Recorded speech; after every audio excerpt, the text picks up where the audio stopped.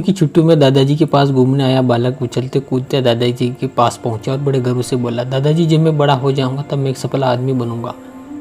आप सफल होने के कुछ उपाय बता सकते हैं? दादाजी ने हाँ बोल दिया और बिना कुछ कहे लड़के का हाथ पकड़ा और उसे एक पौधशाला में ले गए। वहाँ जाकर दादाजी ने 2 छोटे छोटे पौधे खरीदे और घर वापस आ गए। वापस आकर उन्होंने एक पौधा घर के बाहर लगा दिया और दूसरा पौधा गमले में लगाकर घर के अंदर रख दिया। अब आपको क्या लगता है कि दोनों पौधों में से भविष्य में कौन सा पौधा अधिक सफल होगा? दादाजी ने लड़के से पूछा।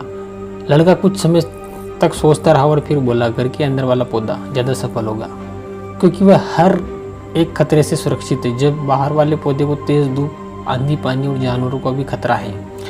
दादाजी बोले, चलो देखते हैं आगे क्या होता है। दादाजी ने दोनों पौधों पर ज़्यादा ध्यान देते हुए समय बीतता गया। 3-4 साल बाद जब एक बार फिर वह लड़का अपने माता पिता के साथ गांव घूमने आया, तब अपने दादाजी को देखा और देखते ही बोला, दादाजी पिछली बार मैंने आपसे सफल होने के लिए कुछ उपाय मांगे थे, पर आपने तो कुछ भी नहीं बताया, पर इस बार आपको कुछ बताना ही होगा। दादाजी मुस्कुराए और बोले, लड़के को उस जगह ले गए और जहाँ उन्होंने गमले में पौधा लगाया था वह पौधा एक बड़े पेड़ में बदल चुका था।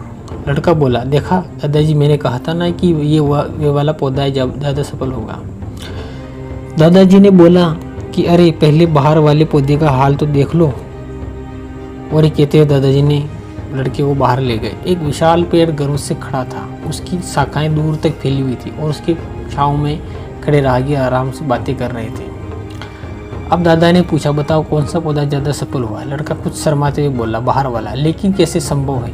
बाहर तो उसे न जाने कितने खतरों का सामना करना पड़ा होगा। दादाजी मुस्कुराए और बोले, हाँ, बाहर वाले पौधे को बहुत सी चीज़ों से सामना करना पड़ा, लेकिन समस्या का सामना करने से आपके फ़ायदे भी होते हैं। बाहर वाले पौधे के पास आज़ादी थी कि वे अपनी जड़ें जितनी चाहे उतनी फैला ले, अपनी शाखाओं से आसमान को छू ले। तुम जिस आंधी तूफान से पेड़ के लिए मुसीबत समझते थे, उसी आंधी तूफान से ने इस पेड़ की जड़ों का इतना मजबूत बना दिया कि एक छोटा सा आंधी तूफान इस पेड़ का कुछ भी नहीं बिगाड़ सकता। बेटा, जब मैं तुम्हें बताने वाला हूँ उसे अगर तुमने अपने अंदर बैठा लिया, तुम ज़िंदगी में कुछ भी करोगे उसमें सफल हो जाओगे।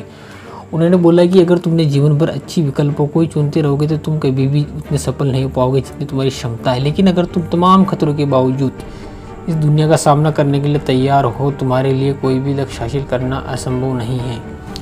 लड़के ने लंबी सांस ली और उस पेड़ की तरफ देखने लगा। वह दादाजी की बातों को समझ चुका था और उसे सफलता का एक बहुत बड़ा सबक मिल चुका था कि जीवन में हम जिन रुकावटों को हम जितना बड़ा शत्रु समझते हैं कि वह अपने मजबूत और जीवन में बहुत सफल बनाती है।